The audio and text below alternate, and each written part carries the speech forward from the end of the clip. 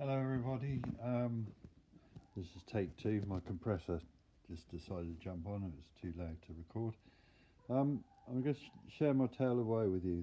This is a 2003 1 litre Toyota Yaris vvti. Yeah, it's just a standard little workhorse. It needed its alternator refurbishing. It was screaming like a banshee, and the alternator bearings had gone. I've done the water pump as well, but that's not what this is about. I was doing a service, and I was checking I'd drained the oil and was checking the air filter, so I took off the box, just the two simple clips there. And because I drained the oil, just as a precaution, I just lifted the oil dipstick a little bit just to remind me that there was no oil in it. And as I was putting the box back on, it clipped the dipstick that was raised like that, snapped it off. And of course the bulk of the dipstick is down in the sump. I tried to use a bit of welding wire and tacky on the end to try and bring it back up. Wasn't having it. In fact, it pushed it further down and I couldn't get hold of it at all. And so I had to face the reality was that I had to drop the sump to get the rest of the dipstick out. And it wasn't the end of the world because I'd already drained the oil, it was empty.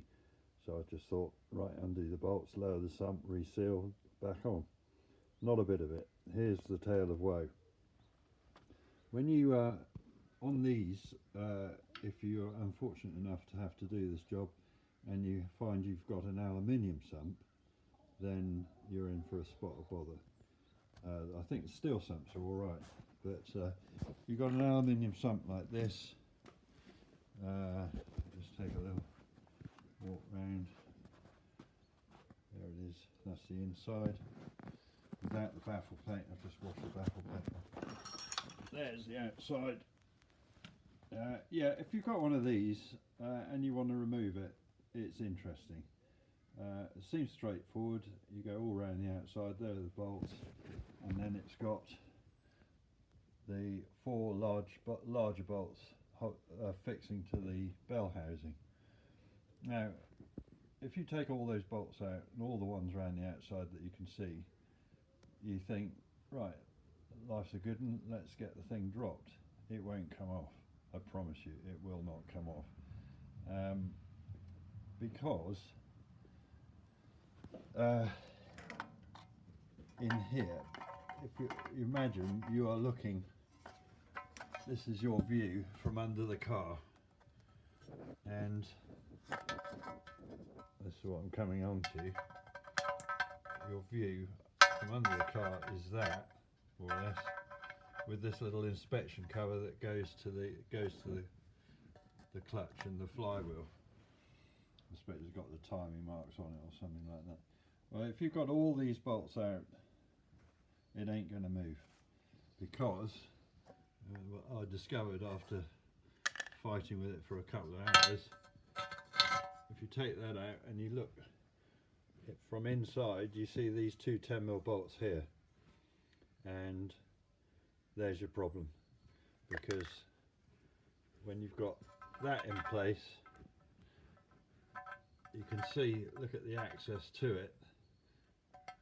I don't know whether the Japanese use a special tool to get in there, or I don't know how they do it. It must have a special tool or something like that, because there's absolutely no way of getting to it. Even with a knuckle joint socket, it was just a nightmare to do it. So as you can see, after a couple of 3 hours of scratching my head, this is where I've tried to lever it off, not realising that these bolts are hidden away inside here. In the end, what I had to do was I got my air saw and cut that section out. As you can see, it doesn't hold oil or anything like that. It's obviously just part of the bell housing fixing, and I've made a decision that it can do without it, or I could always bolt it back on, which I will do, and TIG weld the thing up if I felt so inclined. I don't think it would be too much of a problem. But there you go. If you're struggling getting this fecker off, that's the problem. Inside there's two 10mm bolts, and that was my solution to get them out. And if anyone wants to leave a comment and say, you stupid idiot, you've done it wrong, you should have done this or done that, you know, I'm here to learn as well. I'd love to know how other people have got around the problem in the past. I did think about drilling down through there, but it would have taken a long time and it would have been an awful pig. I used a knuckle and a short 10mm, just about able to get on them, because the flywheel's so close as well. The flywheel's there, and getting that socket onto those bolt heads is really tricky, even with this bit removed, because the flywheel reduces the axis hugely. Alright, thanks a lot. I hope that's of some use to some people. I couldn't find anything on YouTube about it, and hopefully this will help someone else in the future.